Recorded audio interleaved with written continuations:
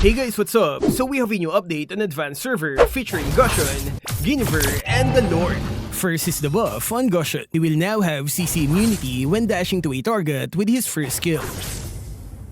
Here's an example. On official server, he can be stopped with Valor's second skill.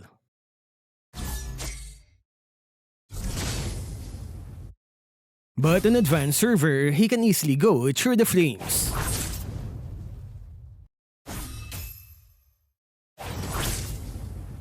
And he doesn't have to be behind the target. As you can see, Valor is facing Gusion, but he can still pass through the second skill. What can you say Gusion means? Who can stop him now?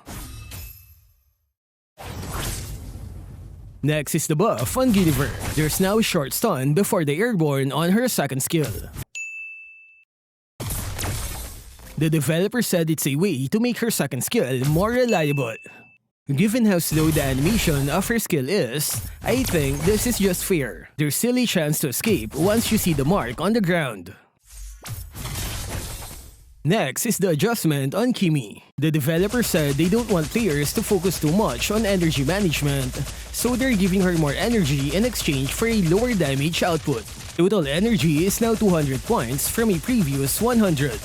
Energy regen is also doubled from 5 to 10. Basic attacks will get a lower attack scaling. Attack effects is also lowered to 15%. First skill will have a lower attack scaling. Energy cost is higher in the early game. Second skill will now give more energy.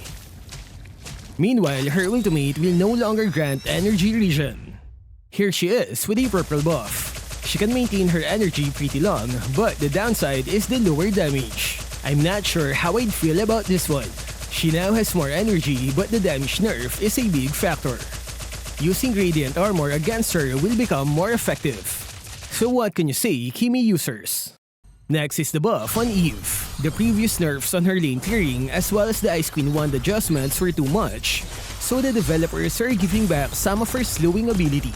Second skill will have a better slow effect starting with 25% and it can reach 50%. Ultimate Swipe will get an additional 10% slow. Next is the buff on Thamuz. Second skill will have a shorter cooldown of 2 to 3 seconds. Same for his ultimate with a minus 3 to 5 seconds of cooldown. It's a rare buff for this guy, right? Next is the usual nerf on Valentina. The nerf just keeps on coming for Valentina, right? The developer said she's still an irreplaceable choice in high-level matches and tournaments, so they had to make further adjustments. Ultimate cooldown will now be at 130% at all levels, from a previous 100 to 120. They said they want to nerf her in hopes of improving the usage rates of other mages. Next is the nerf on Nolan. His ultimate will have a longer cooldown of 8 to 4 seconds, and they also reduce its base damage by 10 to 30 points. This is kinda expected knowing how powerful he is right now.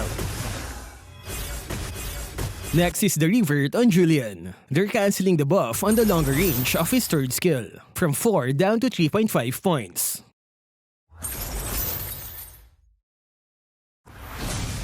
Next is the revamped Moskov. His new ultimate will have a longer cooldown. That's an additional 14 to 10 seconds. Next is the buff on Natan. Ultimate gets a shorter cooldown, minus 8 seconds in the early levels and 4 at late game.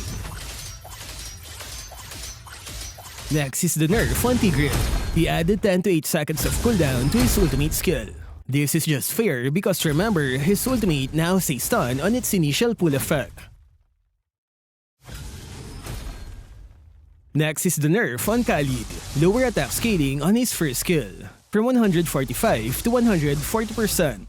It seems they can't make up their mind.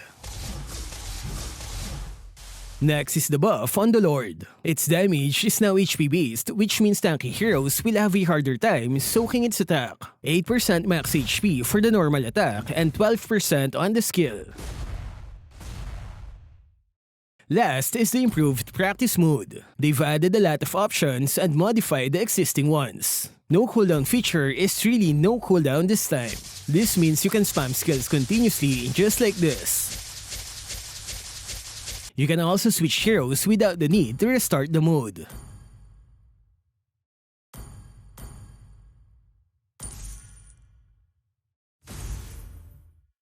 You can also select a different enemy hero.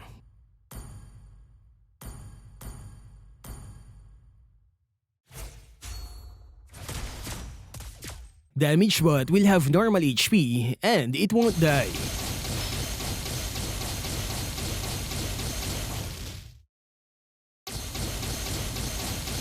And that's it for our weekly advanced server update. So what can you say about the Kimmy adjustment? Do you like the new Gusion? Share your thoughts in the comment section.